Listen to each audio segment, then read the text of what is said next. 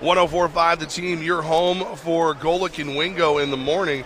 And we are happy to be joined by Golic right now, the former big fella. Yeah. Like, we had your brother in here. We had your son is going to join us. Right. I am the before picture for every one of you. How have you got? Your son has told me in the past that it's become kind of a competition to see who can get better shape. Well, I found that O-lineman, and he was an O-lineman, they usually cut weight pretty well. And it's like one way or the other. You either go way up or you come way down for like an O-lineman. But I've seen a lot of the ones I know have gone down. And Mike finished his last team he was with the Saints, and he was like 310. And now he's probably 265, 270. So he's dropped a lot. I probably dropped 60, 70 pounds.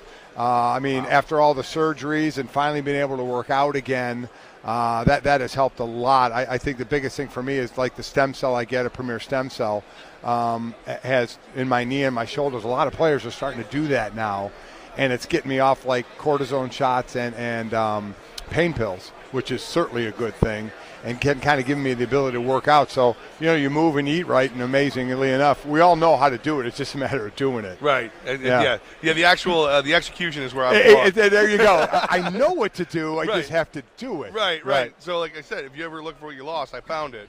And I'm more than happy to give you some of it back. And here's the thing, you're in great shape, but Trey Wingo's still killing you in the morning about how many donuts you're eating and the Juicy Lucy's and everything else. We do that for the radio portion of our audience in Theater of the Mind.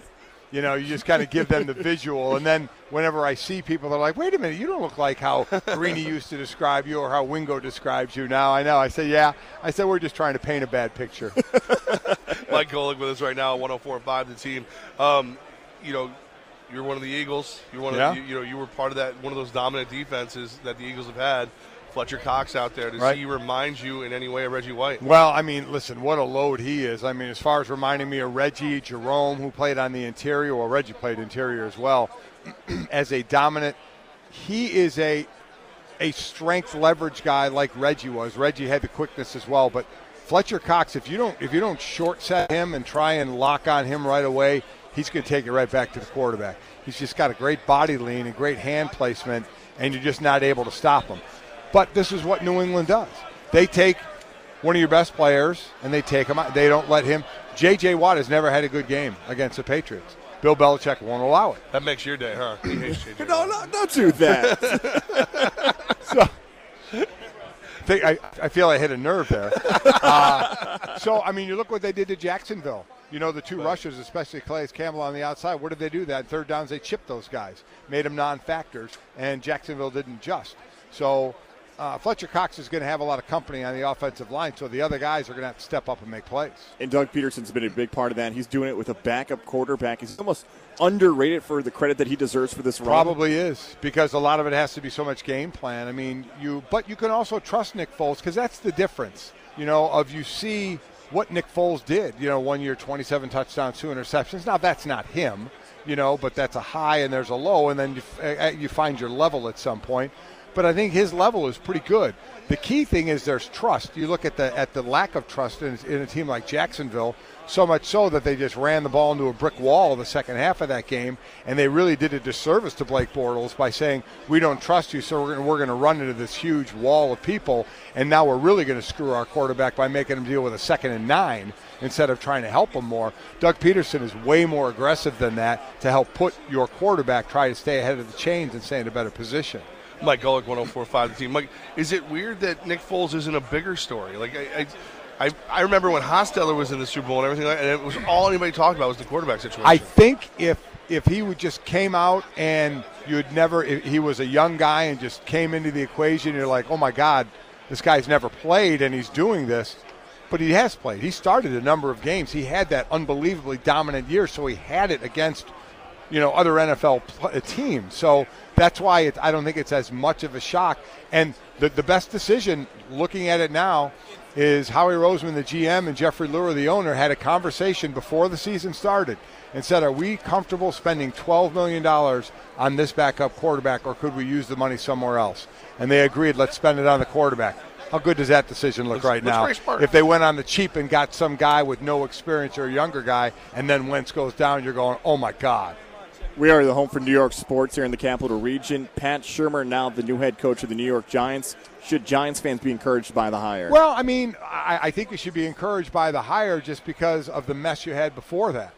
Just say, okay, boy, you really hope it can't get much worse. Listen, the worst thing in the world, in my opinion, is when players start to splinter in the locker room. A, it says a lot about the players themselves and character issues, and B, it says a lot about their thought of the coach and what the coach's respect level is as well, and things were not pretty there.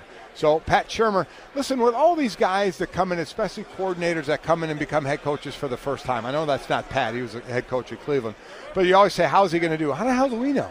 I have no idea. You know, Bud Carson could go down as the greatest defensive coordinator of all time, but he wasn't a good head coach. And he even admitted that to me. We worked together, and he was my D coordinator in Philadelphia. Some people are just better as coordinators, but you don't know until they give it a shot as a head coach. Pat Shurmur, head coach, look at he won 9 games in Cleveland when he was there. They'd build a statue to him now in Cleveland for those kind of wins. So his main thing is getting a rapport with the players and laying down, this is how I want my business done. And he came on our show and he said also getting the players, the type of players that I want. So you wonder who's going to be out of there. Now, your brother played for Cleveland. You're a fan. Hugh Jackson says if they only win 1 game or whatever, he'll go swim in the lake or what. Did he ever do it? Did he ever swim in the lake? I don't know, and I don't know why he would make comments like that and do that, when you're a struggling team. I don't know if he ever did or not. I mean, he's got a hell of a lot more to worry about than swimming in the lake, turning this team around. They have a guy in John Dorsey now at GM who does not like to play rookie quarterback. So I think they're definitely going to be a team that's going to grab one of those veterans out there. They tried to trade for Kirk Cousins, but when Washington threw in Kendall Fuller, the cornerback, that was enough for Washington to say, or for Kansas City to do the deal. So that's what I think. And Cleveland didn't have anybody like that to throw in, or didn't throw in anybody like that. So I think they're going to be going for a veteran quarterback. All right, Mike Golic, man, we appreciate you, Golic and Wingo, every morning. You're down at the Hard Rock Cafe. Yeah.